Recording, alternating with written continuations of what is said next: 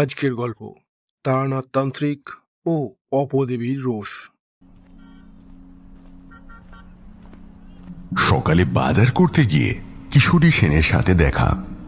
আজ সপ্তাহের ছুটির দিন, তাই হয়তো একটু ভালো মন্দ খাবার আশায় আমার মতন কিশোরীও আজ শিয়ালদা এসেছে বাজার করতে। কিশোরীকে দেখতে পেয়ে ডাক দিলাম, কিশোরী, আরে এ কিশোরী, কিশোরী। কিশোরী আমার দিকে ফিরল না। বাজারের হট্টগোলের মধ্যে আমার ডাক নিশ্চয়ই সে শুনতে পায়নি, তাই অগত্যা এগিয়ে গেলাম তার দিকে। কিশোরী দোকানদারের থেকে মালপত্রের হিসেব মিলিয়ে নিচ্ছিল। আমি পিছন থেকে তার কাঁধে চাপড় মেরে বললাম, হ্যাঁ কি হে কিশোরী, কেমন আছো, আর কি এত কিনছো?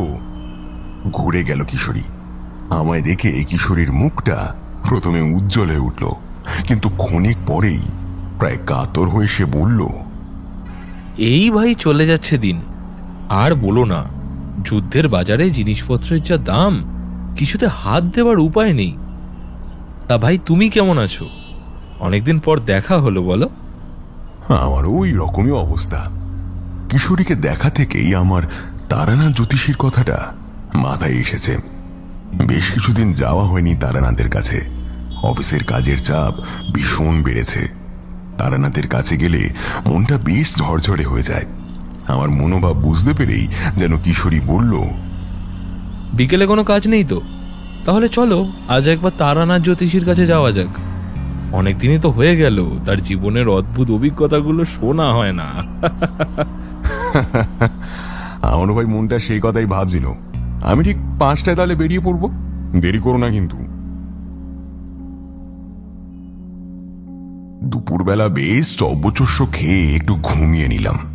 ঘুম ভাঙতে দেখেই প্রায় 5টা বেজে গেছে। বাইরে দেখে মেঘ ঘনিয়ে এসেছে, তাই আর দেরি না করে দ্রুত রেডি হয়ে বেরিয়ে পড়লাম। মটলেনে পৌঁছে তারানাথের বাড়ির কাছের মোড়ের দোকানটায় গিয়ে দাঁড়ালাম। বরাবরই আমরা এই দোকানটা থেকেই তেলেভাজা নিয়ে থাকি। তেলেভাজা কিনে 1 প্যাকেট পাসিং শো কিনে নিলাম তারানাথের জন্য। এই দোকানেই আমাদের দেখা করার কথা ছিল। এদিকে বৃষ্টি পড়া শুরু হয়েছে হালকাভাবে, কিন্তু এখনো কিশোরীর পাত্তা নেই। দোকানিকে বললাম কিশোরী এলে যেন তাকে তারানাথের বাড়িতে পাঠিয়ে দেয়। তারপর আমি নিশ্চিন্ত মনে দ্রুত পায়ে চললাম তারানাথের বাড়ির উদ্দেশ্যে। তারানাথের বাড়ির বাইরে ঝুলানো জ্যোতিষী লেখা বুটটার অবস্থা অত্যন্ত মলিন। কিছু আর পরাই যায় না। সেটি যেন তারানাথের আর্থিক অনটনের স্বয়ং প্রতিমূর্তি। অথচ তারানাথকে দেখে মনেই হয় না যে তার কোনো অভাব আছে। অন্তর থেকেই সে যেন সব সময় সুখী। দরজার কড়া নাড়লাম, আর প্রায় সাথে সাথেই ভেতর থেকে তারানাথের গলা ভেসে এলো, যেন আমার অপেক্ষাতেই ছিল সে। দরজা খোলাই আছে বিভূতি, চলে এসো। কিছুটা অবাক হয়ে আমি দরজা ঠেলে ঢুকে পড়লাম ভেতরে। দেখলাম তারানাথ তার বসবার ঘরে বসে তামাকে টান দিচ্ছে। জিজ্ঞেস করলাম, আপনি কি করে জানলেন আমি দরজার বাইরে আছি? আমার প্রশ্নে তারানাথ মৃদু হাসল, তারপর বলল, আরে বসো বসো। দেখলাম তারানাথ 2টি আসন পেতে রেখেছে, যেন সে নিশ্চিত ছিল আমি আর কিশোরী আজ আসব। তবে তারানাথ কি করে জানলো যে আমি আর কিশোরী আজ আসবো বলে ঠিক করেছি? এদিকে কিশোরী এখনো আসেনি, তাকে নিয়েও তারানাথের কৌতূহল দেখলাম না। একবার জানতেও চাইল না কিশোরীর কথা। সে যেন নিশ্চিত কিশোরীও আসবে। আমি তেলেভাজার প্যাকেটটা রেখে বসে পড়লাম একটা আসনে। ঠিক তখনই হন্তদন্ত হয়ে কিশোরী সেন ঘরে ঢুকল। বৃষ্টির বেগ যে বেড়েছে সেটা তার পোশাক দেখেই বোঝা যাচ্ছে। হালকাভাবে বাইরে থেকে বৃষ্টির শব্দও আসছে। কিশোরীর চোখে মুখে দেখলাম এক আতঙ্ক ভয়ের ছাপ। জিজ্ঞেস করলাম, এই কি হয়েছে কিশোরী, তোমায় অমন দেখাচ্ছে কেন? কিশোরী বলল, আর বলো না ভাই, বড় বাঁচা বেঁচে গেছি। বৃষ্টিটা এলো আর আমি তাড়াহুড়ো করে রাস্তা পার হতে গিয়ে একটা লরির নিচে পড়তে যাচ্ছিলাম। জীবনে এত ভয় আমি কোনোদিন পাইনি। চোখের সামনে দেখছি লরিটা ধেয়ে আসছে। নড়ার কথা যেন আমি ভুলেই গেছি। এই শেষ। ঠিক তখনই কে যেন আমাকে পেছন থেকে হ্যাঁচকা টানে টেনে নিল। দেখলাম মোড়ের দোকানি। লোকটা আজ আমাকে নিঘাত মৃত্যুর হাত থেকে বাঁচিয়ে দিল। ওর কাছেই জানতে পারলাম তুমি চলে এসেছো। তারানাথ ততক্ষণে তামাক খাওয়া শেষ করে সরঞ্জামাদি সরিয়ে রাখছে। তারপর তারে ঝোলানো একটা গামছা দেখিয়ে কিশোরীকে বলল, কিশোরী, ওই গামছাটা দিয়ে মাথাটা মুছে নাও, না হলে ঠান্ডা লেগে যাবে। তারপর শান্ত হয়ে বসো। তোমার দীর্ঘায়ু কামনা করি। তারানাথ আজ একের পর এক চমক দিচ্ছে। কিশোরী যে ভিজে যাবে তা যেন সে আগে থেকেই জানত, আর সেই জন্যই ওখানে গামছাটা সযত্নে রেখে দিয়েছে সে। কিশোরী মাথা মুছে বসল। তারানাথ বলল, চারিমা গেছে তার এক মামাতো ভাইয়ের বিয়েতে। একা বাড়িতে ভালো লাগছিল না।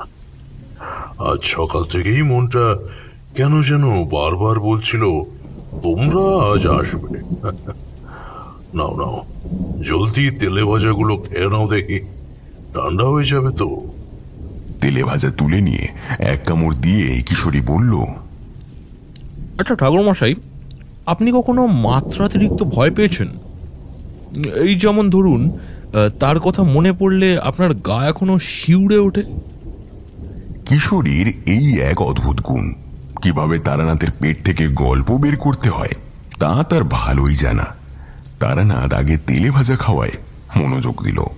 হয়তো তেমন অভিজ্ঞতার কথা সে মনে করতে চাইছে। এমন সময় কিশোরী জিভ কেটে বলল, এই রে, তাড়াহুড়ো করে পাসিং শোটা কিনতেই ভুলে গেছি। চিন্তা নেই ভায়া। আমি হাসি মুখ করে পকেট থেকে পাসিং শোর প্যাকেটটা বের করে রাখলাম। তারানাথ ধীরে সুস্থে তেলে ভাজা শেষ করে মুখ খুলল। দেখো, তন্ত্র সাধনার পথে গেলে ভয় থাকতে নেই। ভয় নিয়েই যে তন্ত্রের কারবার। কিন্তু যদি বলো আমার কথা, আমি তেমন ভয় পেয়েছি কিনা অস্বীকার করব না। সে এক সত্যিকার মৃত্যু ভয়। সে স্মৃতি এখনো আমাকে স্বপ্নে তাড়া করে। আমি বললাম, তাহলে আজ আপনি বরং সেই ঘটনাটাই বলুন। এবার তারানাথ পাসিং শোয়ের প্যাকেট থেকে একটা সিগারেট নিয়ে মুখে দিয়ে অগ্নি সংযোগ করল। তারপরে এক মুখ ধোঁয়া ছেড়ে বলতে শুরু করলো, সে আমার যুবক বয়সের কথা। ইতিমধ্যে আমার মাতু পাগলির সাথে সাক্ষাৎ হয়েছে, আর মধুসুন্দরী দেবীর কৃপাও পেয়েছি। কিন্তু তোমরা তো জানো, ঘরে আমার মন টেকে না। অন্যদিকে তন্ত্র টানে। হেসে উঠল তারানাথ। তো সেবার গিয়েছি বীরভূমের দুবরাজপুরে এক মেলায়। সে কিন্তু সাধারণ মেলা নয়, এ হলো সাধু তান্ত্রিকদের মেলা। 7 দিনের সে সমাবেশ। ওখানকার জমিদারের তরফ থেকে সকলের খাবার দাবারের যোগান দেওয়া হয়। প্রতি 10 বছর অন্তর এই মেলা হয়। এই কয়েকদিনে দেশ বিদেশ থেকে বহু সাধু তান্ত্রিকরা এই সমাবেশে আসে। তাদের মধ্যে অনেকে অনেক খেলা টেলাও দেখায়। সেসব ওই হাত সাফাই ছাড়া আর কিছু নয়। বেশিরভাগই ভণ্ড সাধু, কিন্তু সত্যিকার সাধকও আছে। সেখানে আমি বিশেষ করে একজন সাধুর সাথে পরিচিত হলাম। এই বিশেষ বলার কারণ, তিনি অন্য সব সাধুদের থেকে আলাদা। সাধু হলেই যে অপরিচ্ছন্ন হয়ে থাকতে হবে বা দাড়ি গোঁফ না কামিয়ে বড় করতে হবে, এইসব নীতিতে তিনি বিশ্বাসী ছিলেন না। তার পোশাক পরিচ্ছদ সাদামাটা, কিন্তু পরিষ্কার। নিয়ম করে না হলেও বোঝা যায় চুল দাড়ি কাটেন। অনেকেই তাকে নিয়ে হাসি ঠাট্টা করত, কিন্তু তিনি নিজের মতোই থাকতেন, সদা শান্ত সৌম্য। তার সাথে আমার বেশ ভাব হয়ে গেল। একদিন তিনি আমাকে বললেন, দেখো তারানাথ, সত্যিকার সাধক পাওয়া খুব দুষ্কর। তন্ত্র সাধনায় সিদ্ধি লাভ করার আশায় অনেকেই এ পথে আসে, কিন্তু সত্যের সন্ধান না পেয়ে বেশিরভাগই কিছু ভেলকি আর নিম্নমানের প্রেত সাধনা করেই নিজেকে তান্ত্রিক মনে করে। কিন্তু তা তাদের মনে শান্তি দিতে পারে না। সত্যিকার সাধক সাধনায় সিদ্ধি লাভের পর পায় অনাবিল শান্তি। তখন তার কথা আমার অতটা বোধগম্য হয়নি, তবে বুঝলাম তিনি কোনো সাধারণ সাধু নন। সাধু বাবা এসেছিলেন আসাম থেকে। সেখানে তার একটা ছোট আশ্রম রয়েছে। মেলার শেষ দিন আমি তাকে বললাম, বাবা, আপনি আমাকে আপনার শিষ্য করে নিন, আমিও যেতে চাই আপনার সাথে। আমার কথা শুনে তিনি ঈষৎ হাসলেন, তারপর বললেন, তারানাথ, তোমাকে আমার খুব ভালো লেগেছে।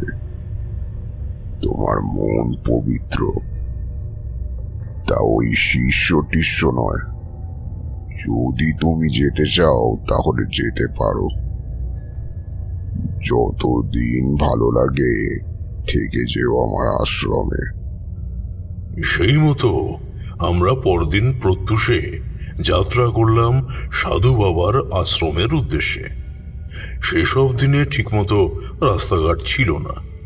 প্রধান যাতায়াতের বাহন ছিল গরুর গাড়ি, তাও ছিল গুটি কয়েক মানুষদের জন্যই। সাধারণ মানুষের যাতায়াতের মাধ্যম ছিল ওই পায়ে হাঁটা। বীরভূম থেকে সেই আসাম কম রাস্তা নয়। পথে কোনো বিপদ আপদ না হলে আর দিনে 8 ঘন্টা করে হাঁটলে দিন 20 মধ্যেই পৌঁছানো যাবে। আমরা রংপুর ময়মনসিংহ হয়ে আসামে পৌঁছব। যাত্রা শুরুর সময় আমাদের সাথে বেশ আরো কয়েকজন সাধু তান্ত্রিক ছিল। কয়েকদিন হতেই ধীরে ধীরে তারাও বিচ্ছিন্ন হয়ে যে যার গন্তব্যের দিকে চলে গেল। এবার আমরা দুজনই চলতে লাগলাম। কোনোদিন কারোর বাড়িতে রাতে থাকার জায়গা হলো, কখনো বা মন্দিরে, আর কিছু ব্যবস্থা না হলে গাছের তলাতেই রাত্রি যাপন করলাম। কখনো কেউ কিছু দিলে তা খেয়ে, না হলে সাথে করে নিয়ে আসা গুড় চিড়ে খেয়েই দিন কাটতে লাগলো। তাছাড়া দুর্গম রাস্তা, কখনো ছোট ছোট পাহাড়, কখনো নালা বা জঙ্গল, কোথাও বা ঠিক মতো রাস্তাই নেই। তাই পথ চলতে ক্লান্ত হয়ে পড়েছিলাম। অথচ এত বৃদ্ধ হওয়া সত্ত্বেও সাধু বাবার মধ্যে কোন রকম ক্লান্তির ছাপ নেই। সাবলীল ভাবেই চলেছেন তিনি, আর আমি তার পিছে ছুটছি কেবল। এভাবে 15 দিন কাটার পরে রাতের আশ্রয়ের জন্য আমরা এসে পৌঁছালাম একটা বাজার মতো জায়গায়। তখন দিনের আলো নিভে এসেছে। একে একে দোকান বন্ধ করে সবাই ফিরে গেছে ঘরে। 2-1টা দোকান খোলা রয়েছে বটে, তবে দোকানি প্রস্তুতি নিচ্ছে দোকান বন্ধ করার। এদিকে আমাদের খাবারের মজুদ শেষ হয়েছে 2 দিন আগেই। আজ সারাদিন পেটে কিছু পড়েনি। একটা মুদি দোকানের ঝাঁপ বন্ধ হয়ে গেলেও দরজা খোলা দেখে আমরা ঢুকে পড়লাম। ভেতরে ঢুকে দেখলাম দোকানি একটা বছর 15 ছেলের সাথে বচসা করছে। ছেলেটি বাঙালি নয়, আদিবাসী সম্প্রদায়ের। কাঁদো কাঁদো হয়ে ভাঙা ভাঙা বাংলায় সে বলছে, মোর কাছে কিছু লাই বাবু। দোকানের কাছ থেকে জানতে পারলাম ছেলেটা একটা রুটি নিয়ে খেয়েছে। এখন দাম চাইলেই শুধু এই কথাই বলে যাচ্ছে। সাধু বাবা এবার তার থলি থেকে কয়েকটি পয়সা বের করলেন। দোকানদারকে বললেন আমাদের জন্য কিছু খাবার দিতে আর ওই ছেলেটির রুটির পয়সাও নিয়ে নিতে। সে সময় সাধুতান্ত্রিকের খুব কদর ছিল। সে ভক্তি থেকেই হোক আর তাদের কোপানলে না পড়ার জন্যই হোক, সকলেই তাদের খুব খাতির টাতির করত। তো দোকানি কোনো কিছুরই দাম নিতে চাইল না, কিন্তু সাধু বাবা তার কোনো আপত্তিও শুনলেন না। একরকম জোর করেই মালের দাম দিলেন।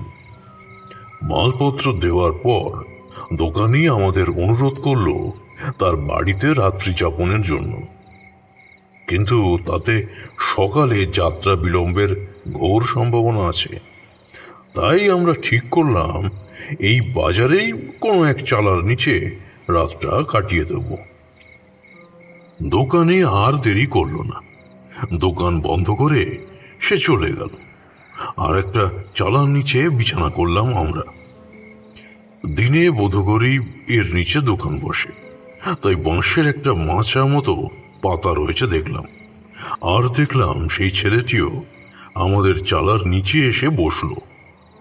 সাধু বাবা তাকে জিজ্ঞাসা করলেন, কি নাম তোর?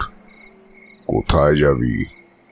ছেলেটি কিছুক্ষণ ড্যাব ড্যাব করে তাকিয়ে রইল। তারপর সেই অশুদ্ধ ভাঙা ভাঙা বাংলায় বলল, মুই মাংরু ঠাকুর, যাবার কোথাও লাই। সাধু বাবা এক অদ্ভুত মানুষ। তিনি মাংরুকে বললেন, যাবি আমার সাথে আমার আশ্রমে? মাংরু খুশি হয়েই রাজি হল। সে শুয়ে পড়ল নিচে মাটিতে। সাধু বাবার এরকম কাণ্ডতে আমি খুব অবাক হলাম। আমার মনের অবস্থা বুঝতে পেরেই তিনি বলে উঠলেন, বুঝলে তারানাথ, মানুষের জন্য তো কিছুই করতে পারলাম না, তাই মাঝে মাঝে কিছু ছোট ছোট কাজ করে সাময়িক তুষ্টি লাভ হয়। ছেলেটা বড় বিপদে পড়েছে মনে হয়। আমার কাছে থাক যতদিন ইচ্ছা, তারপর নিজের রাস্তায় চলে যাবে। মায়ার সংসারে কেউ কাউকে আটকে রাখতে পারে না। আমি এই সাধু বাবাকে যত দেখছি ততই অবাক হচ্ছি। কে ইনি? এর মন এত শান্ত কিভাবে? কোন আনন্দের ছোঁয়া পেয়েছেন তিনি? এই বলে তারানাথ থামল। কিশোরী আর মোড়া ভেঙে বসল। বুঝলাম এই গল্পটা কিশোরীর মনে ধরেছে। তারানাথ প্যাকেট থেকে আর একটা সিগারেট নিয়ে আগুন ধরালো। তারপর ধোঁয়া ছেড়ে আবার বলতে শুরু করলো, পরদিন ভোরের আগেই আমরা বেরিয়ে পড়লাম। এবার মাংরু রয়েছে আমাদের সাথে। পথে বিশেষ আর কোনো সমস্যা হলো না। মাংরুই আমাদের দুজনের ঝোলা কাঁধে তুলে নিল। তার চলা দেখে বুঝলাম এসব অঞ্চলে চলাফেরায় সে বেশ স্বচ্ছন্দ। 5 দিন পর আমরা আমাদের গন্তব্য সাধু বাবার আশ্রমে পৌঁছালাম। সাধু বাবার আশ্রম খুব বড় নয়। একটা ছোট টিলার পাদদেশে কিছুটা জঙ্গল পরিষ্কার করে বানানো হয়েছে আশ্রম। বেশ কয়েকটি ঘর, সবই ওই বাঁশ কাঠ দিয়ে তৈরি। সামনের দিকটায় অর্থাৎ জঙ্গলের দিকটাতে গাছের ডাল, বাঁশ, পাতা দিয়ে বেড়া দেওয়া হয়েছে। বন্য জন্তুর হাত থেকে আশ্রমকে কিছুটা নিরাপত্তা দেয় সেই বেড়া। আশ্রমের ভেতরটা ছিমছাম কিন্তু বেশ পরিষ্কার পরিচ্ছন্ন। তারানাথ থেমে সিগারেটের টান দিল। তারপর বলল,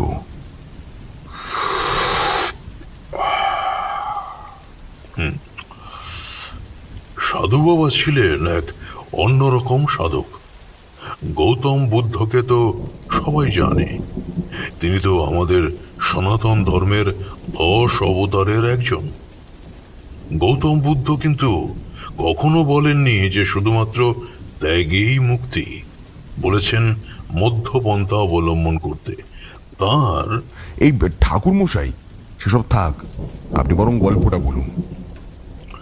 ও হ্যাঁ হ্যাঁ, তো যা বলছিলাম, তো ওই আশ্রমে দেখলাম আরো বেশ কয়েকজন আছে।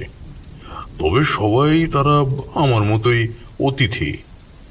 এই আশ্রমের নিকটবর্তী গ্রামটাও খুব বেশি দূরে নয়, তাই বাজার টাজারের অসুবিধা এখানে হয় না। আমি বেশ কিছুদিন রয়ে গেলাম সেই আশ্রমে। কখনো কখনো আশ্রমের টুকটাক কাজ, যেমন ফুল গাছে জল দেওয়া বা আগাছা পরিষ্কার, এগুলো আমি করতাম। আর সাধু বাবার সাথে সন্ধ্যার পরে বসে অনেক তত্ত্বকথাও আলোচনা করতাম। সাধু বাবা আমার সাথে বিভিন্ন বিষয় নিয়ে কথা বলতেন। তার জাগতিক জ্ঞান যেমন ছিল, তেমনি ছিল আধ্যাত্মিক বিষয়ে অগাধ পাণ্ডিত্য। তিনি যদিও খুব সহজেই বুঝিয়ে বলতেন, কিন্তু সেই সময় তার সেসব কথা আমি পুরোপুরি বুঝতে পারতাম না। একদিন সন্ধ্যাবেলা সাধু বাবার সাথে বসে কথা হচ্ছিল। তন্ত্রের উপর যে আমার আগ্রহ, সেটা সাধু বাবা জানতেন। তিনি বললেন, তারানাথ, একটা কথা মনে রেখো, জগতে দেব দেবী অপদেবী সবই হলো শুভ অশুভ শক্তি। তন্ত্র হলো সেসব শক্তিকে জাগরিত করার মাধ্যম। নির্দিষ্ট কম্পাঙ্কের শুদ্ধ উচ্চারিত মন্ত্র সেসব শক্তিকে জাগরিত করতে পারে, আর তা অনেকটা নির্ভর করে সাধকের উপর। সাধকের মননের উপর ভিত্তি করে তাদের জাগরণ হয়। যেমন দেখো, কালীকে আমরা ভয়ঙ্কর রূপে দেখি, কিন্তু রামকৃষ্ণ পরমহংসদেব তাকে পেয়েছেন মাতৃরূপে। তন্ত্র সাধনা মানেই কিন্তু অশুভ শক্তির আরাধনা নয়। এটা সত্যি যে অপশক্তিকে তুষ্ট করা অপেক্ষাকৃত সহজ বলে অনেকেই সেই পথ বেছে নেয়। ষড়রিপুর নাগপাশে আবদ্ধ হয়েও কিছু ঘৃণ্য ক্রিয়াকলাপ দ্বারা তারা অশুভ শক্তির অধিকারী হয়, আর তাতে সেই অশুভ শক্তিরও স্বার্থ থাকে। স্বার্থ তো থাকেই। জগতের অশুভ করাই তো তাদের কাজ। অপরদিকে শুভ শক্তির আরাধনায় ষড়রিপুর নিয়ন্ত্রণ অত্যাবশ্যক। আর কয়জনই তা করতে পারে? তাই ভেবে চিনতে তবেই অগ্রসর হয়েও। আমি বোকার মতো তাকে প্রশ্ন করলাম, আচ্ছা বাবা, আপনি কোন সাধনায় সিদ্ধ? আমার কথা শুনে তিনি এবার মৃদু হাসলেন। তারপর বললেন, তুমি ভুল ভেবেছ তারানাথ, আমি কোনো তান্ত্রিক নই। তারপর একটু থেমে বললেন, ঈশ্বর কখনো চান না তার ভক্ত অসুখী হোক, কিন্তু তন্ত্রমন্ত্রের দ্বারা ঈশ্বরের আরাধনা করে শক্তি অর্জন তো ভগবানকে চাপের মুখে ফেলে শক্তি আদায় করা। তুমি নিজেই একবার ভাবো তো তারানাথ, যদি তুমি ভগবান হতে আর তোমার সব ভক্তরা সব সময় এ দাও ও দাও বলে সুরে বেসুরে শুদ্ধ ভুল মন্ত্র আউড়ে কান ছালাপালা করত, কেমন লাগতো তোমার? ভগবানের দয়ায় আমার অভাব নেই, তাই চেষ্টা করি ভগবানকে ভালোবেসে জাগতিক জীবনে সবারই একটু আধটু উপকার করতে। আরো কিছুদিন থাকার পর মনটা আমার উড়ু উড়ু করতে লাগলো। ইতিমধ্যে মাংরুর কাছে জানতে পেরেছি সে এক সত্যিকার সাধন গুরুর কথা জানে। গহীন অরণ্যে তার বাস। ভাবলাম একবার না হয় তার সাথে সাক্ষাৎ করাই যাক। তাছাড়া এইখানে আর এভাবে কতদিন থাকবো? তাই সাধু বাবাকে জানালাম মনের কথা। সাধু বাবা আপত্তি করলেন না, শুধু আমাকে বললেন, তারানাথ, তোমার মন পবিত্র, কিন্তু তোমার সামনে যে বিপদ, তুমি তা কাটিয়ে উঠতে পারবে। সাবধানে থেকো। সর্বশক্তিমান তোমার মঙ্গল করুক।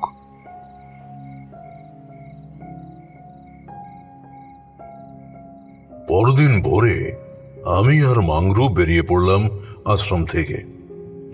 জঙ্গলের মধ্যে দিয়ে যেতে হবে গন্তব্যে। আমাদের চলার গতি অনেকটা ধীর হয়ে গেল। লোকজনের যাতায়াত না থাকায় পথ তৈরি হয়নি। আমরা চলেছি উত্তরের বড় পাহাড় শ্রেণীর দিকে। মাংরু বলেছে সেখানেই গহীন অরণ্যে পাহাড়ের গুহায় সে দেখা পেয়েছিল সেই সাধকের। মনে মনে ভাবলাম, মাংরু সত্যি বা মিথ্যা যাই বলুক, দেখাই যাক একবার। তাছাড়া আমার নির্দিষ্ট কোনো গন্তব্য নেই। জঙ্গল ঘন হতে লাগলো ক্রমে। তারপর একটা সময় এতটাই ঘন হলো যে আমাদের ঝোপঝাড় কেটে রাস্তা করে এগোতে হলো। মাংরু জঙ্গলের ছেলে, আর এ কাজে সে দক্ষ, আর আশ্রম থেকে একটা কাটারিও সে জোগাড় করে এনেছে। বুঝলাম এই পরিস্থিতি সম্পর্কে সে অবগত ছিল। 3 দিনের মাথায় প্রায় সন্ধ্যার সময় আমরা প্রায় পাহাড়ের পাদদেশের কাছে পৌঁছালাম। আর বিপত্তি হলো তখনই। কোথা থেকে একদল মানুষ ভোজবাজির মতো উদয় হলো, ঘিরে ফেললো আমাদের। তারা সংখ্যায় 10-12 জন হবে। তাদের পরনের সভ্য জগতের পোশাক নয়, পশুর চামড়া আর লতা পাতায় তৈরি তাদের নিম্নাঙ্গের পোশাক। উদম গায়ে সর্বত্র উল্কি আঁকা। আমার বুঝতে বাকি রইল না আমরা অসভ্য আদিবাসীদের খপ্পরে পড়েছি। আমার দিকে বল্লম বাগিয়ে ধরেছে তারা। ভয় আমার ভেতরটা হিম হয়ে এলো। শুনেছি এইসব আদিবাসীদের মধ্যে অনেক সম্প্রদায় এখনো মানুষের মাংস খায়, কিন্তু এদিকে মাংরুর মধ্যে দেখলাম কোনো প্রতিক্রিয়া নেই। নির্লিপ্তের মতো সে দাঁড়িয়ে আছে। তার মুখটা মলিন, কিন্তু ভয়ার্ত নয়। আদিবাসীদের মুখে আনন্দের উচ্ছ্বাস। তাদের কয়েকজন মারুর পিঠে চাপড়ে দিল, কিন্তু মারু অপরাধীর মতো মাথা নিচু করে দাঁড়িয়ে রইল। এবার আমার কাছে পুরো ব্যাপারটা পরিষ্কার হয়ে গেল। মাংরুও তো আদিবাসী, আর এরা হয়তো মানুষের মাংস খায়। এদিকে বাইরের লোক আসে না, তাই মিথ্যা বলে মাংরু আমাকে ভুলিয়ে এখানে নিয়ে এসেছে। কথাটা ভাবতেই মুহূর্তে আমার অন্তরাত্মা ভয়ে কেঁপে উঠল।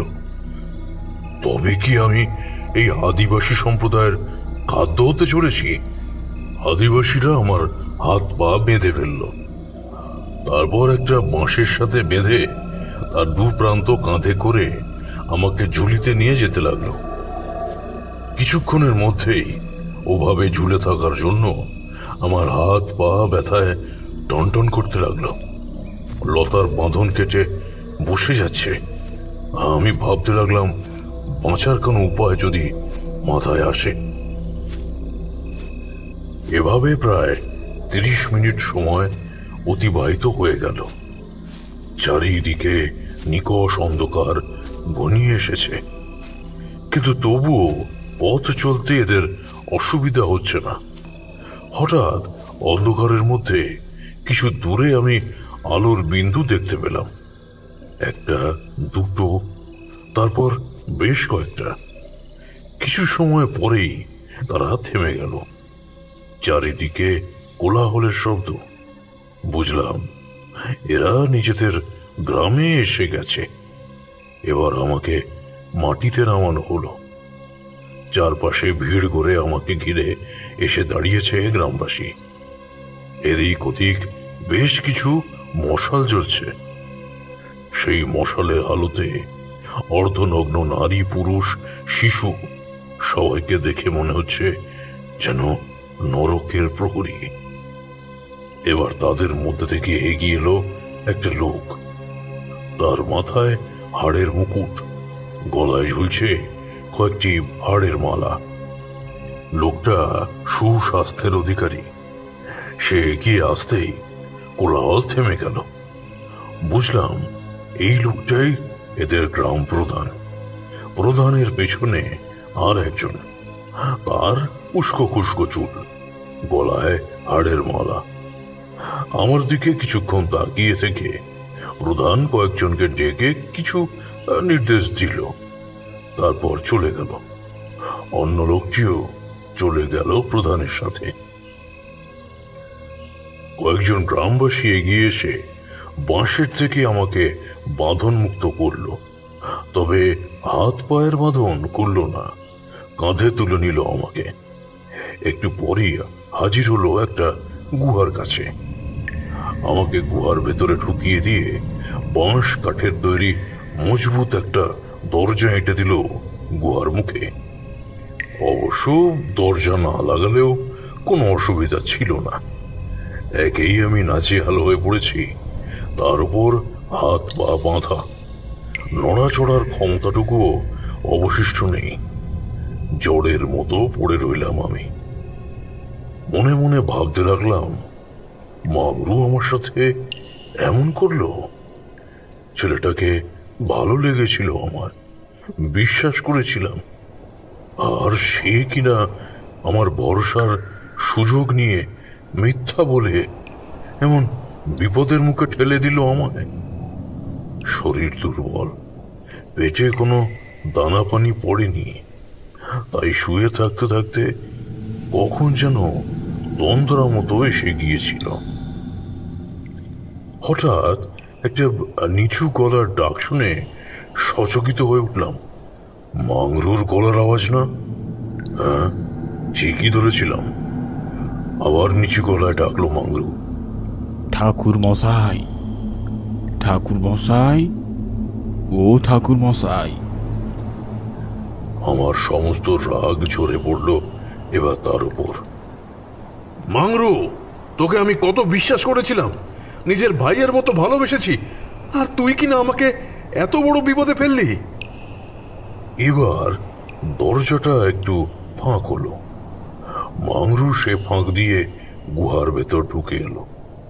তারপর মাংরু কাতর ভাবে বলল, বোর কিছু করার ছিল না ঠাকুর মশাই, মোদের ভয়ানক বিপদ ঠাকুর মশাই, মোদের ভয়ানক বিপদ। বিপদ? ভাঙা ভাঙা বাংলায় মারু যে বিপদের কথা শোনালো, তা শুনে আমার অন্তরাত্মা হিম হয়ে গেল। এই আদিবাসীদের প্রাচীন এক দেবী হলো সাকি। এই সম্প্রদায়ের মধ্যে দীর্ঘদিন ধরে সেই সাকি দেবীর পুজো চলে আসছে। বংশ পরম্পরায় তার ভয়ঙ্কর সব অলৌকিক কাহিনী প্রচলিত এদের মধ্যে।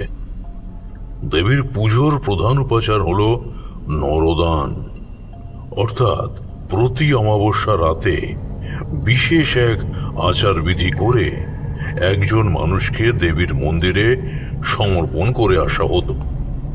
তাহলে দেবী আর রুষ্ট হতেন না। এই বিশেষ আচার বিধিতে অংশ নিত মাত্র কয়েকজন। তারাও তড়িঘড়ি করে কাজ সম্পন্ন করে সেখান থেকে যেন পালাতে পারলেই বাঁচে। বলেও কেউ কোনোদিন এই দেবীর মন্দিরের সীমানায় ঘেঁষত না। ভুল করেও কেউ যদি ওই মন্দিরের সীমানায় যেত, তবে তার হদিশ কেউ আর পেত না। কাজেই ওই উৎসর্গীকৃত মানুষটার যে কি হতো তা কারো জানা নেই। দেবীর ভোগের কোনো অন্যতা হলে মৃত্যুর ছায়া নেমে আসবে গ্রামের উপর। তারপর বেশ কয়েক প্রজন্ম আগে নাকি ঘটে এক অদ্ভুত ঘটনা। তখন আদিবাসী ছোট ছোট গোষ্ঠীর মধ্যে যুদ্ধ লেগেই থাকত। যুদ্ধবন্দীরা হতো ওই দেবীর ভোগ। কিন্তু সেবার কোনো যুদ্ধবন্দী নেই। গ্রামবাসী সবাই খুব চিন্তিত, দেবীর তো ভোগ দিতেই হবে। অবশেষে কোনো উপায় না দেখতে পেয়ে সবাই যখন চরম অমঙ্গলের জন্য অপেক্ষা করছে, তখন দেবদূতের মতো এগিয়ে এলেন স্বয়ং গ্রামের প্রধান। প্রধানের বয়স হয়েছে, সকলের জন্য তার এই সিদ্ধান্ত। কেউ রাজি হলো না, কিন্তু প্রধানের কথাই শেষ কথা হলো। অবশেষে অমাবস্যার সন্ধ্যায় অশ্রুসিক্ত নয়নে সকলে আচরণবিধি সম্পন্ন করে প্রধানকে সেই দেবী মন্দিরে রেখে আসলো। সে যেহেতু স্বেচ্ছায় এসেছে আর গ্রামবাসীও তার মৃত্যু কামনা করে না, তাই তাকে আর বাধা হয়নি। তো সবাই চলে যাওয়ার পর প্রধান অপেক্ষা করতে লাগলো। তার মনে এক জিদ, সে একবার হলেও প্রাচীন সেই দেবীকে দেখতে চায়। অপেক্ষা করতে করতে কখন যে সে ঘুমিয়ে পড়েছে জানে না। ঘুম ভাঙল সকালে, তখনও সে অক্ষত। একই সঙ্গে বিস্মিত ও শঙ্কিতও হলেন তিনি। দেবী কি তবে ভোগে তুষ্ট হননি? কেন সে ভোগ গ্রহণ করলেন না তিনি? তবে কি গোটা গ্রামের উপর নেমে আসবে মৃত্যুর করাল গ্রাস? একটু বেলা হলে প্রধান চললেন গ্রামের দিকে। গ্রামের ভেতরে ঢুকে তিনি দেখলেন যেন শোকের ছায়া পড়েছে গোটা গ্রামে। কিন্তু তাকে দেখেই গোটা গ্রামে হুল্লোড় পড়ে গেল। সবাই আনন্দিত প্রধান বেঁচে আছে দেখে। কিন্তু তারপরেও সবার মধ্যে এক অজানা ভয় দানা বাঁধতে লাগলো। কি অমঙ্গল ঘনিয়ে আসবে গ্রামের ওপর? ভয়ে ভয়ে 2 রাত কেটে গেল, কিন্তু কিছুই ঘটল না। এভাবে কোনো উৎপাত ছাড়াই কেটে গেল বেশ কয়েকটি দিন। গ্রামের সবার মন থেকে ভয় কিছুটা দূর হয়েছে, তবে তা পুরোপুরি বিলীন হয়ে যায়নি। সে সময় অন্য এক আদিবাসী গোষ্ঠীর সাথে যুদ্ধ হওয়ার পর কয়েকজন যুদ্ধবন্দী হল। পরবর্তী অমাবস্যায় বিধিমতো তাদের একজনকে অর্পণ করা হলো দেবীর ভোগ হিসাবে। এবার সবার মনেও কিছুটা সন্দেহ হয়েছে। পরের দিন কয়েকজন গ্রামবাসী মন্দির প্রাঙ্গণে গিয়ে দেখে দেবীর ভোগ বেঁচে তো আছেই, সাথে বহাল তবিয়তে ঘুমিয়ে আছে, আর নাসিকা গর্জনের তীব্র শব্দ চারপাশকে কাঁপিয়ে দিচ্ছে যেন। এবার কোনো অঘটন ঘটল না। পরপর আরো 2 অমাবস্যায় একই ঘটনা ঘটল। এবার গ্রামবাসীরা ভাবলো তারা সেই দেবীর হাত থেকে হয়তো মুক্তি পেয়েছে, তাই সব যুদ্ধবন্দীদের মুক্তি দেওয়া হলো। তারপর বেশ কয়েক প্রজন্ম কেটে গেছে। সম্প্রতি আবার কিছুদিন ধরে সব রোমহর্ষক ঘটনা পুনরায় ঘটছে। ঘটনার সূত্রপাত কয়েক মাস আগে। এক এক করে বেশ কয়েকজন গ্রামের লোক বেমালুম হারিয়ে গেল। মানুষ ছাড়াও অদৃশ্য হতে লাগলো গৃহপালিত পশু। অথচ কিভাবে কি হচ্ছে তার বিন্দুমাত্র বোঝা গেল না। তবে একটা বিষয়, সবাই নিরুদ্দেশ হতো রাতের বেলায়, এমনকি একাকী অবস্থায়। তারপর পরিস্থিতি এমন হলো যে কেউ আর সন্ধ্যার পর ঘর থেকে বের হতে চায় না। দিনের বেলাতেও কেউ একা থাকতে ভয় পায়। অবশেষে গ্রামের ওঝা বিধান দিয়েছে পুরনো প্রথা অনুযায়ী আবারও দেবীর ভোগের ব্যবস্থা করতে হবে। আগের মতো এখন আর তাদের লোকবল তেমন নেই, তাই যুদ্ধ থেকে এরা বিরতই থাকে। তাই মাংরুকে গ্রামের বাইরে পাঠানো হয়েছিল, যাতে সে ভোগের জন্য মানুষ জোগাড় করে আনতে পারে। আর আমি ওদের সেই ভোগের চাহিদা পূরণ করেছি মাংরুর সাথে এখানে এসে।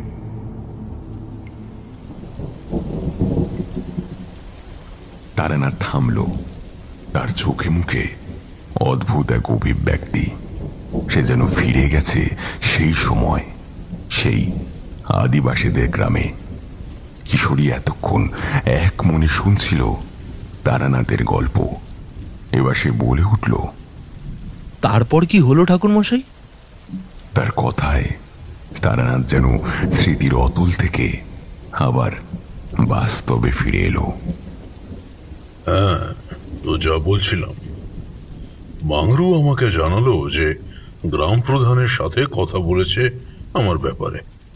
আমি নাকি এই বিপদ থেকে ওদের উদ্ধার করতে পারবো। বুঝলাম মাংরু আমার সম্পর্কে বেশ বাড়িয়েই বলেছে। একসাথে বেশ কিছুদিন থাকার ফলে আমার উপর তারও হয়তো কিছুটা মায়া পড়ে গিয়েছিল, তাই চাইছে আমাকে বাঁচাতে। মাংরু চলে গেল।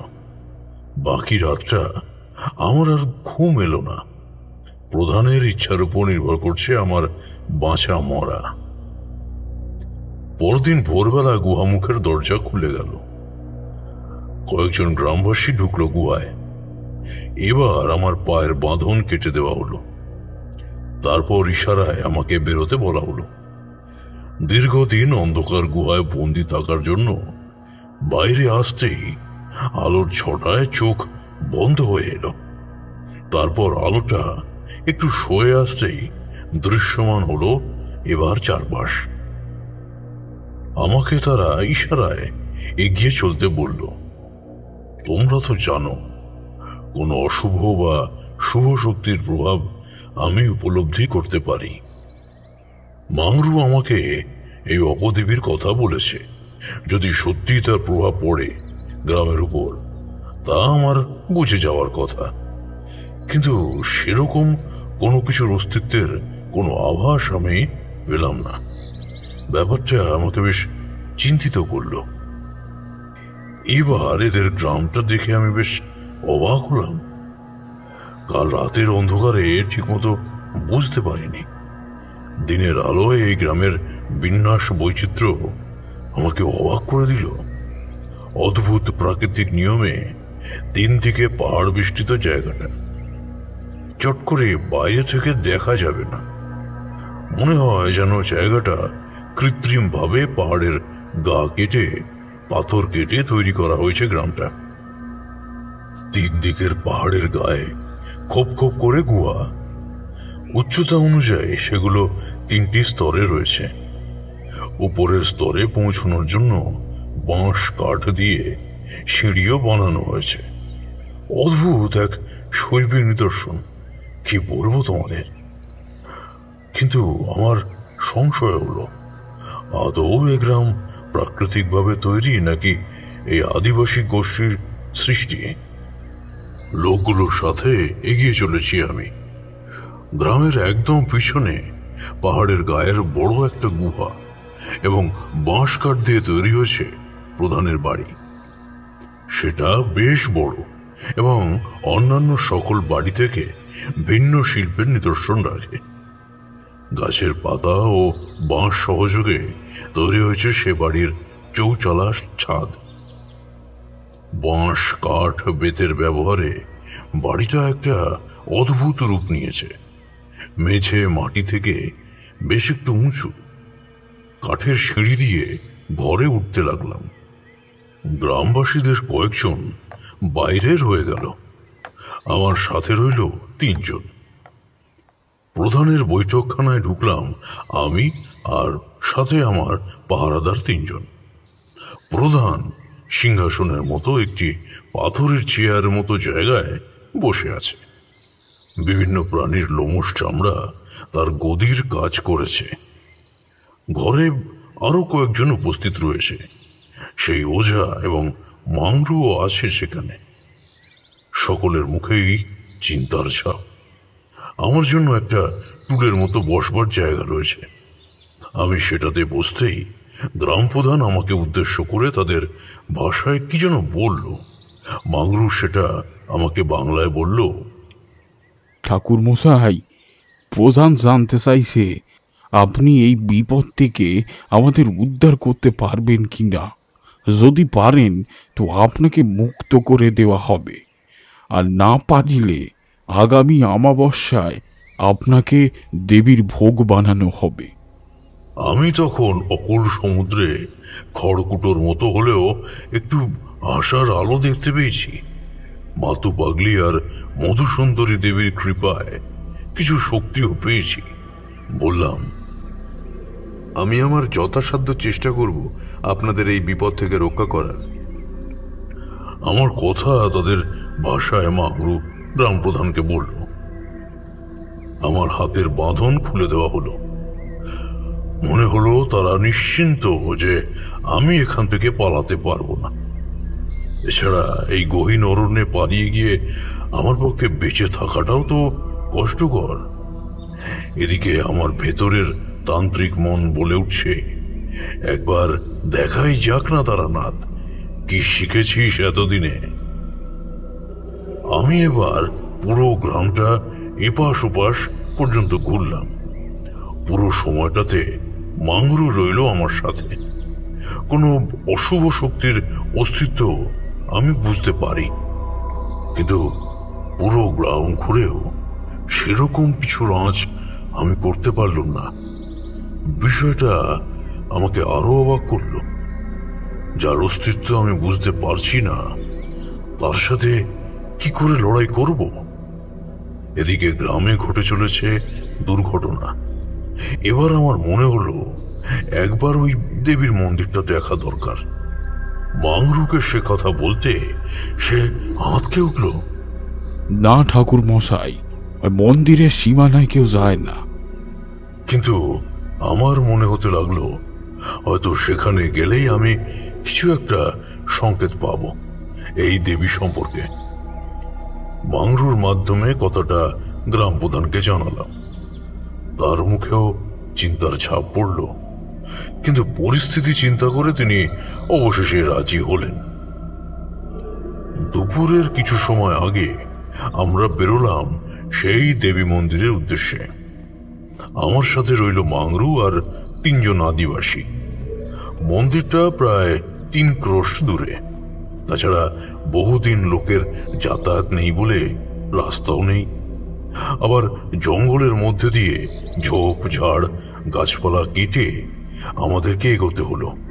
ব্যবসা এক গরম, আর তার সাথে বিভিন্ন পোকামাকড়ের উৎপাত। মাঝে মাঝেই পাতার উপর দিয়ে সরসর করে চলে যাচ্ছে সাপ। অনাহুতদের আগমনে তারা যেন প্রচন্ড বিরক্ত। আমাদের গতি হলো মন্থর। আনুমানিক ঘন্টা 1.5 চলার পর একটা গন্ধ নাকে এলো। খুব তীব্র নয়, তবে পচা, একটা ঘা গোলানো গন্ধ। মাংরু জানালো দেবী মন্দিরের সীমানা এখান থেকেই শুরু হয়েছে। মাংরু এবং আদিবাসীদের সকলের মুখ দেখলাম শঙ্কার ভাবে পরিপূর্ণ। নেহাতি প্রধানের আদেশ, নতুবা তারা যে এই জায়গায় দ্বারে কাছে ঘেঁষত না তা স্পষ্ট। ধীরে ধীরে গন্ধটা বাড়তে লাগলো। একসময় সেটা বেশ অসহ্যকর হয়ে উঠল।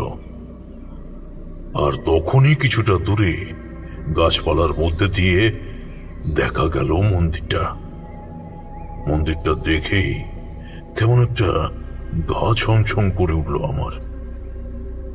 পাহাড়ের নিচ থেকে একটু উঁচুতে একটা চাতালের মতো জায়গায় ছোট্ট মন্দিরটা। শ্যাওলায় পুরোপুরি আবৃত। বড় বড় গাছগাছালির ছায়ায় আলো অন্ধকারের বেড়াজালে আবৃত সেই মন্দিরটা। সেটা যে কি দিয়ে তৈরি আর কত পুরনো তা অনুমান করা ভার। ভাঙাচোরা দেওয়ালের থেকে গজিয়ে উঠেছে বট অশ্বত্থ। প্রেতলোকের দ্বারের মতো দাঁড়িয়ে আছে যেন নিঃসঙ্গ সেই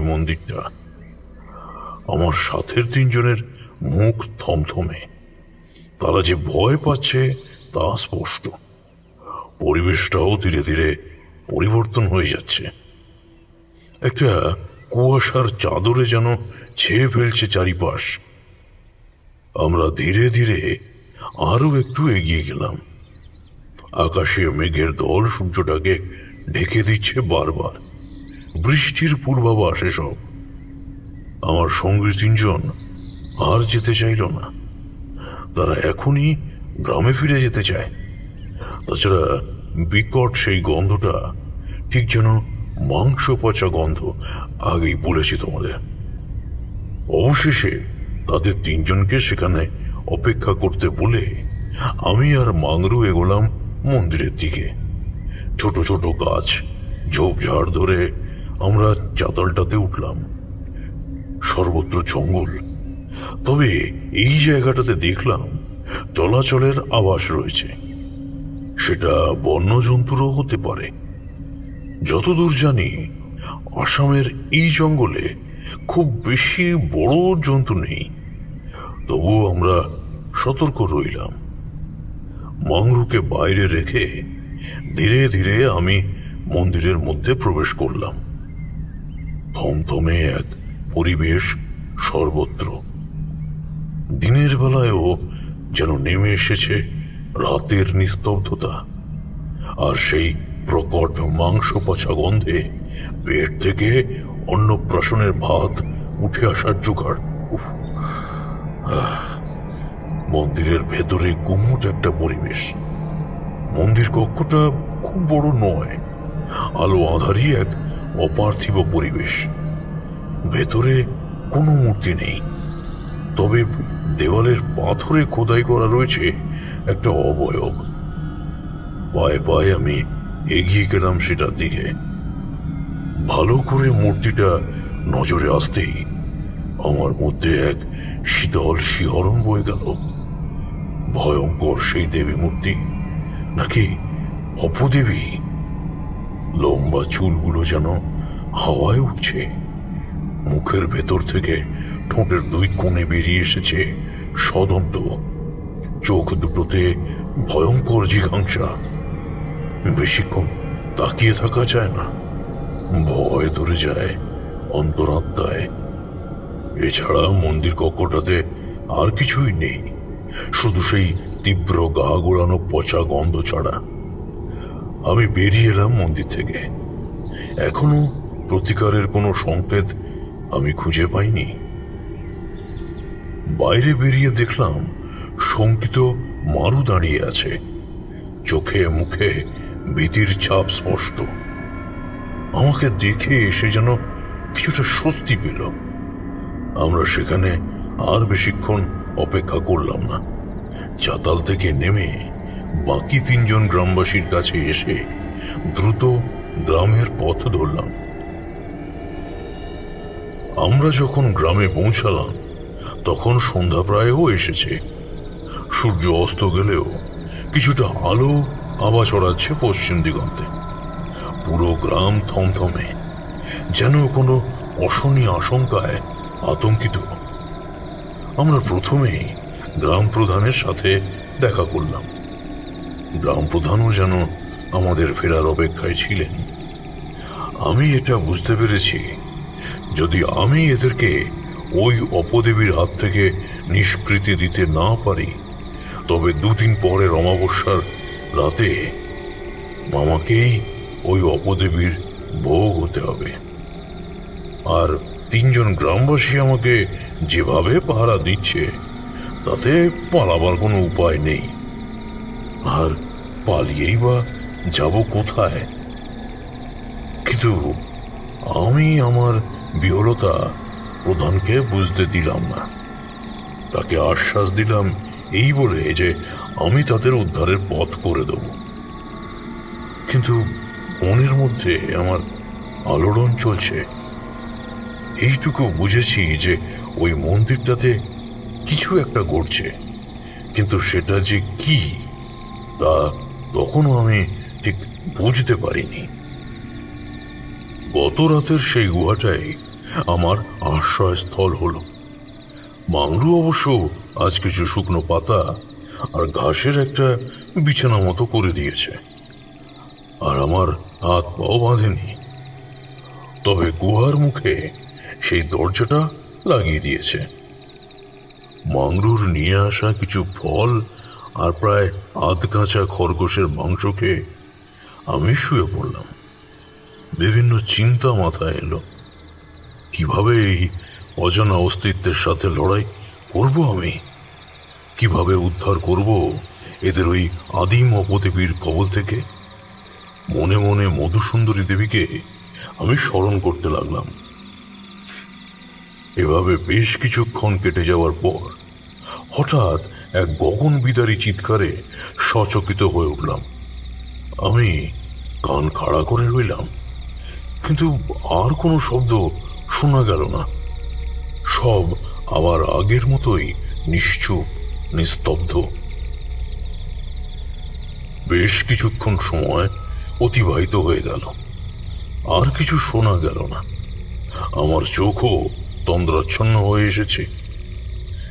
এমন সময় গুহার মধ্যে একটা আলোক বিন্দু দেখতে পেলাম। আমি সচকিত হয়ে উঠে বসার চেষ্টা করলাম, কিন্তু আমার সর্বাঙ্গ যেন অসাড় হয়ে গেছে। এক চুল নড়তে পারলাম না। তাকিয়ে রইলাম আলোক বিন্দুটার দিকে। সেটা এবার ধীরে ধীরে বড় হতে লাগলো। গুহার ভেতর আওয়াজ ছড়িয়ে বড় হতে হতে একটা অবয়ব নিচ্ছে। সেই অবয়ব সম্পূর্ণ হয়ে আমার কাছে এলো, আর আমি বিস্ময়ে হতবাক হয়ে গেলাম। হে, আমি কাকে দেখছি? যার দর্শনের জন্য সর্বক্ষণ ব্যাকুল আমার প্রাণ, যার সান্নিধ্যে পরিপূর্ণতা পায় আমার অস্থির হৃদয়। এ যে আমার স্বপ্নদেবী, মধুসুন্দরী দেবী। তার মুখে স্মিত হাসির রেশ। সারা শরীর থেকে বিচ্ছুরিত হচ্ছে স্বর্গীয় দ্যুতি। কত কথা বলার আছে আমার, কিন্তু কিন্তু আমি কিছুই বলতে পারলাম না। ঠোঁটে নয়নাভিরাম হাসি খেলিয়ে তিনি বললেন, ঠিকই দেখেছ তারানাথ, আমি এসেছি তোমাকে একটা কথা বলতে। এবার তোমার প্রতিপক্ষের পাল্লা ভারী। তন্ত্রমন্ত্রের কিচ্ছু করা যাবে না। এই যে আধ্যাত্মিক নয়, জাগতিক, জাগতিক, জাগতিক। কথাগুলো বলতে বলতে তিনি যেমন বিন্দু থেকে রূপধারী হয়েছিলেন, তেমনি আলোক বিন্দু হয়ে মিলিয়ে গেলেন। আমি ধড়মড় করে উঠে বসলাম। চোখ খুলে গেল। তো হবে কি আমি স্বপ্ন দেখলাম? কিন্তু কিন্তু স্বপ্ন কি এতটা বাস্তবের মতো হয়? আর তিনি যা বলে গেলেন তার অর্থ একটাই হতে পারে। ওই প্রাচীন অপদেবী আমরা যাকে বলছি, সে আর কিছুই নয়, রক্তচোষা। হ্যাঁ, এবার আমার কাছে পরিষ্কার হয়ে গেল। মন্দিরের দেওয়ালে দেখা ওই খোদাই করা মূর্তি, তীব্র মাংস পচা গন্ধ, সুতীব্র গতি আর জাগতিক অস্তিত্ব একটাই ইঙ্গিত বহন করে, রক্তচোষা। রক্তচোষা মানে আপনি বলতে চাইছেন ভ্যাম্পায়ার? কিছুটা ব্যঙ্গের সুরে বলে উঠল কিশোরী। তারানাথ এক অদ্ভুত দৃষ্টিতে তাকালো কিশোরীর দিকে, বলল, তোমাদের মতো নাস্তিকদের নিয়ে এই এক সমস্যা। যেটা দেখোনি তা তোমরা বিশ্বাস করতে চাও না। অলৌকিক অস্তিত্বে বিশ্বাস করবে ঠিকই, কিন্তু তার সত্যতা নিয়েও প্রশ্ন তুলবে। দেখো কিশোরী, শুধু এদেশে নয়, সারা পৃথিবীর সর্বত্র এই রক্তচোষাদের অস্তিত্বের প্রমাণ রয়েছে। কোথাও যাকে বলা হয় ভ্যাম্পায়ার, কোথাও ড্রাকুলা, আর কোথাও বা রক্তচোষা। সব দেশেই এদের যা বিবরণ পাওয়া যায় তা মোটামুটি একই। কিন্তু একটা বিষয় কি ভেবে দেখেছ? যদি মিথ্যাই হবে তবে কি করে বর্ণনার এত মিল? ঈষৎ ক্রোধান্বিত হয়ে তারানাথ কথাগুলো বলল। তাই আমি তাড়াতাড়ি বলে উঠলাম, আরে ঠাকুর মশাই, ওর কথা ছাড়ুন, আপনি বলুন তারপর কি হলো? কিভাবে আপনি ওই রক্তচোষাকে প্রতিহত করলেন? শান্ত হলো তারানাথ আর একটা পাসিংশোতে অগ্নিসংযোগ করে বলল,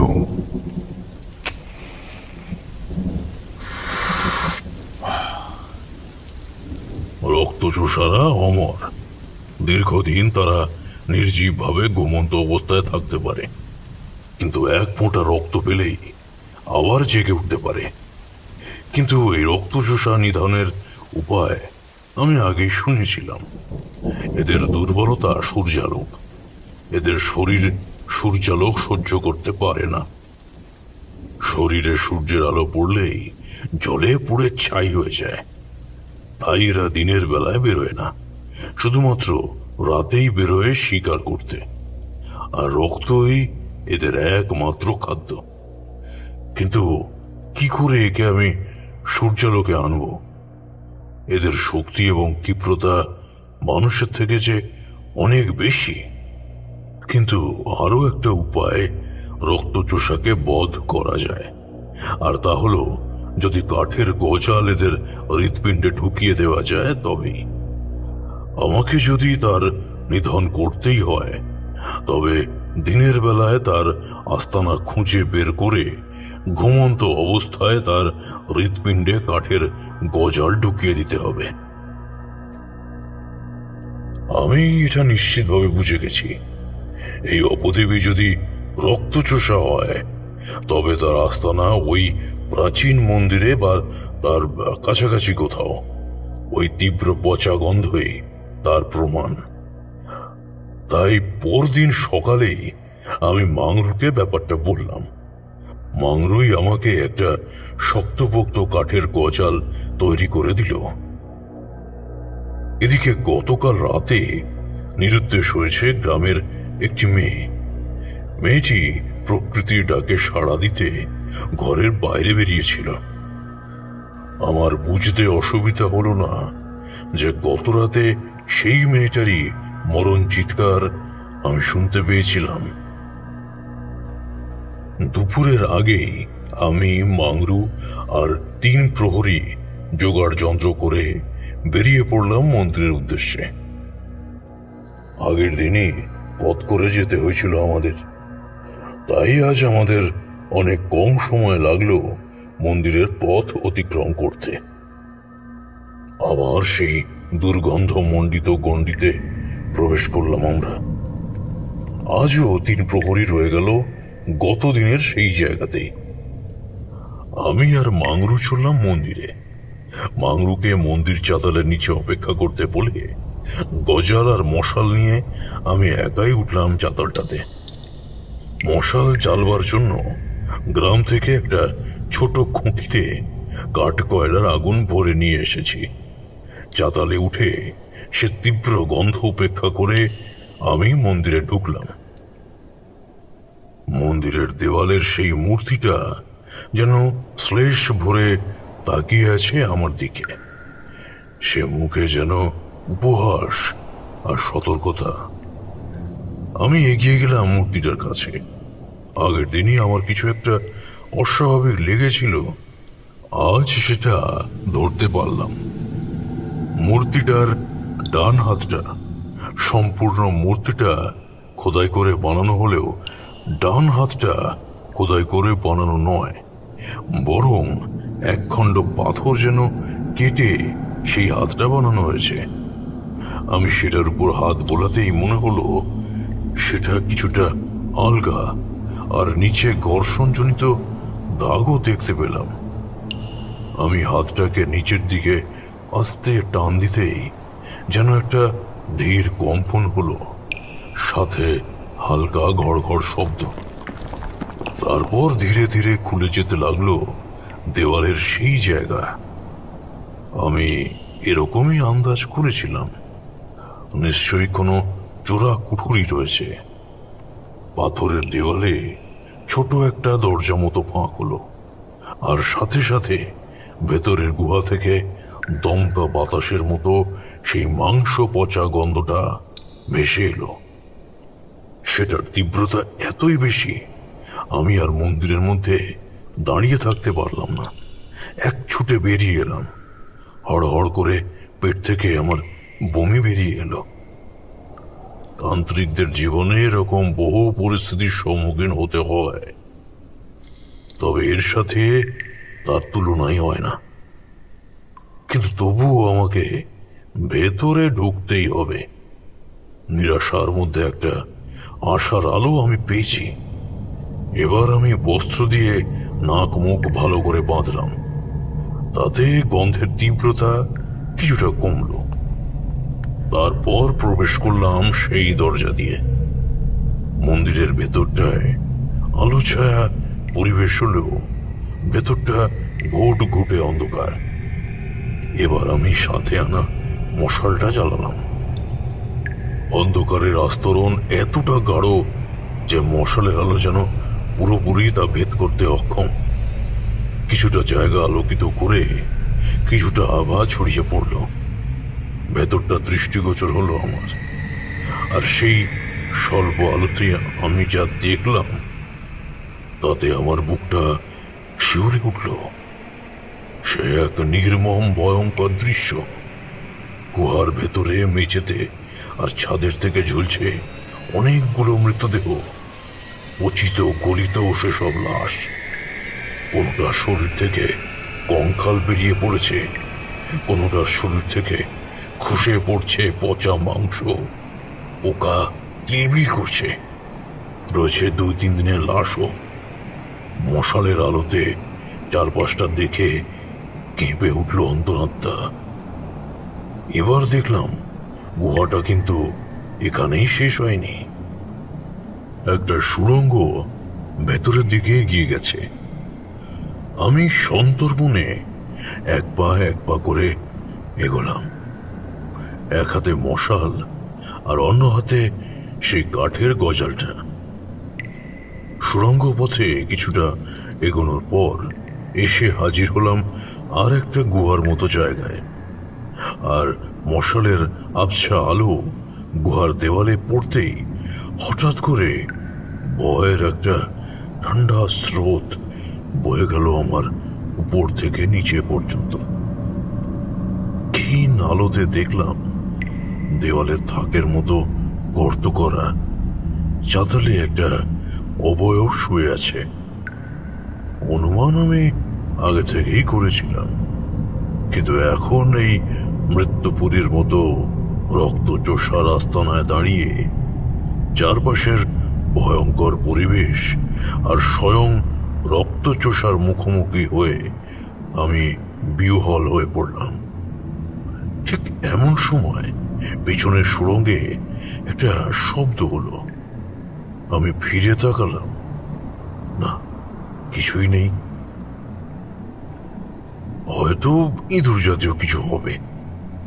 আবার ধীর পায়ে এগিয়ে গেলাম চাতালটার কাছে। হাতে শক্ত মুঠিতে ধরা কাঠের গজালটা, অন্য হাতে মশাল। কাছে আসতেই দেখলাম এ যে এক যুবতী নারী। তার নিরাবরণ দেহ, ধবধবে ফ্যাকাশে, তবে এতটাই নিষ্পাপ লাগছে আমি কিংকর্তব্য বিমূঢ় হয়ে স্থির হয়ে চেয়ে রইলাম। কিন্তু তারপরেই সজাগ হয়ে উঠল আমার সর্বসত্তা। না না, এখনই সময়। গজালটা উঁচু করে সজোরে নামিয়ে আনলাম তার হৃৎপিণ্ড বরাবর। কিন্তু কিন্তু আমার সেই প্রয়াস সফল হলো না। হঠাৎ করেই যেন বিদ্যুতের বেগে উঠে এসে এক হাত মাঝপথেই বজ্র কঠিন মুষ্টি বন্ধনীতে থামিয়ে দিল আমার হাতটা।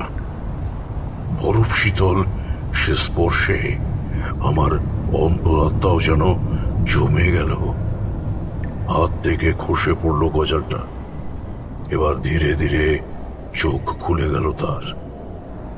হালকা সবুজাভ সেই চোখে কোনো সাদা অংশ নেই।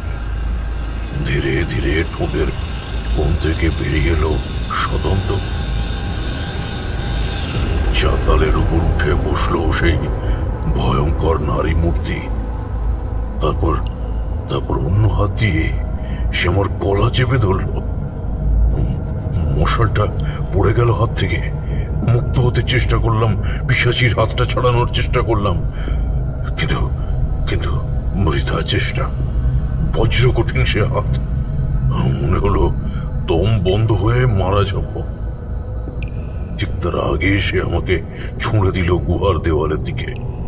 প্রচন্ড ব্যথায় কোঁকিয়ে উঠলাম আমি। আর মুহূর্তকালের অন্তরে বুঝলাম সে ঝুঁকে আছে আমার দিকে। আমি পড়ে গেলেও মশালটা তখনও নিভে যায়নি। তার ক্ষীণ আলোতে ভয়ঙ্কর দর্শন রক্ত পিপাসুর মুখটা দেখতে লাগছে নরকের অশরীরীর মতো। ধীরে ধীরে এসে নামিয়ে আনছে তার মুখ আমার গলা লক্ষ্য করে। কিন্তু চোখের সামনে মৃত্যু দেখেও আমি তাকে কোনো রকম বাধা দিতে পারছি না। অমোঘ সম্মোহনী যেন আমায় আশ্রয় করেছে। আমার চোখ বন্ধ হয়ে গেল। গলায় তার সদব্দের ছোঁয়া পেলাম। চাপ সৃষ্টি হচ্ছে চামড়ায়। ধীরে ধীরে ঢুকে যাচ্ছে দাঁত আমার ধমনী শিরা লক্ষ্য করে।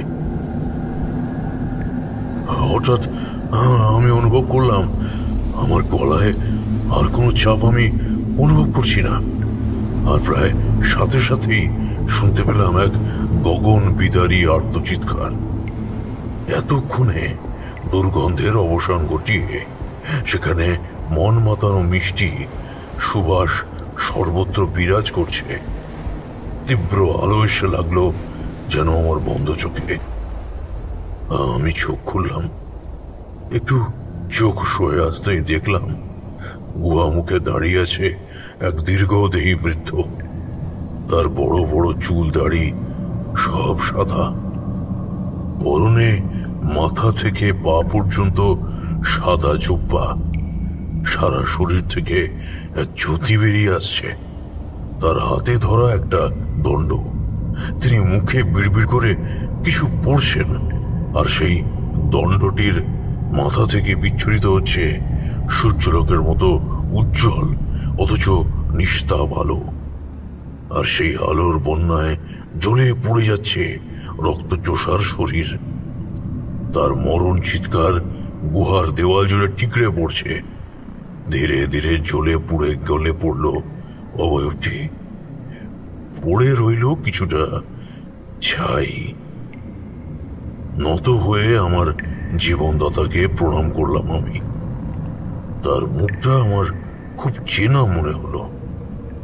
তার দিকে তাকিয়ে আমি বললাম, আপনি আপনি আমার জীবন বাঁচালেন। আপনি কে বাবা? আপনি কে? আমার কথা শুনে সেই দেবতুল্য মহাত্মা মৃদু হাসলেন। তারপর বললেন, তারানাথ, এই জগতে তোমার ধারণার বাইরেও অনেক শক্তি, অনেক বিস্ময় রয়েছে। আমাকে আর কিছু বলার সুযোগ না দিয়ে গুহা থেকে বেরিয়ে গেলেন তিনি। আবার অন্ধকারে ছেয়ে গেল গুহা।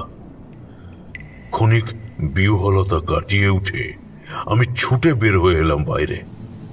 মন্দির কক্ষে আসতেই মনে হলো অন্ধকারে নরক থেকে যেন মুক্তি পেলাম আলোর পৃথিবীতে।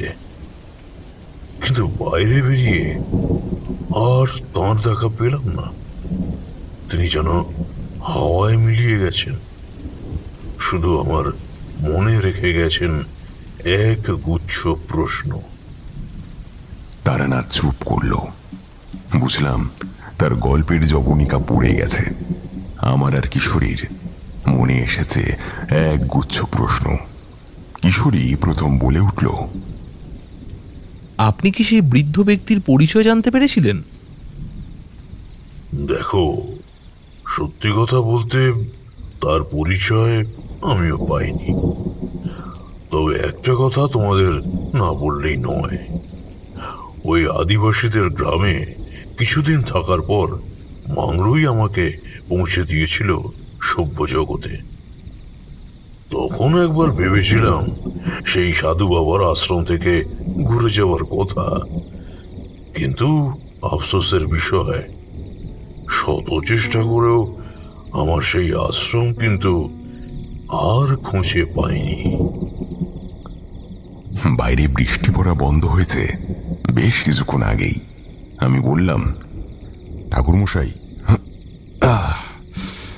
এবার তবে আমরা উঠি, বুঝলেন? কিশোরী, চলো, বেশ রাত হয়ে আসছে।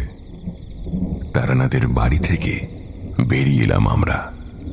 বিশ্বাস অবিশ্বাসের মাঝামাঝি দাঁড়িয়ে কিশোরীকে জিজ্ঞেস করলাম, আচ্ছা কিশোরী, তোমার বিশ্বাস হলো আজকের তারানাথের গল্পটা?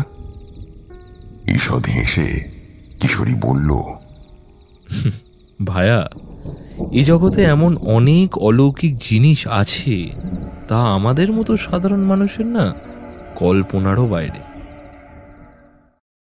শুনছিলেন তান্ত্রিক ও অপদেবীর রোষ। গল্পটি কেমন লাগলো অবশ্যই আমাদের কমেন্টের মাধ্যমে জানান, এবং এই রকম আরও গল্প শুনতে অবশ্যই সাবস্ক্রাইব করুন অন্ধকারের আওয়াজ। দেখা হবে পরবর্তী একটি ভিডিওতে। ততক্ষণের জন্য ভালো থাকুন, সুস্থ থাকুন।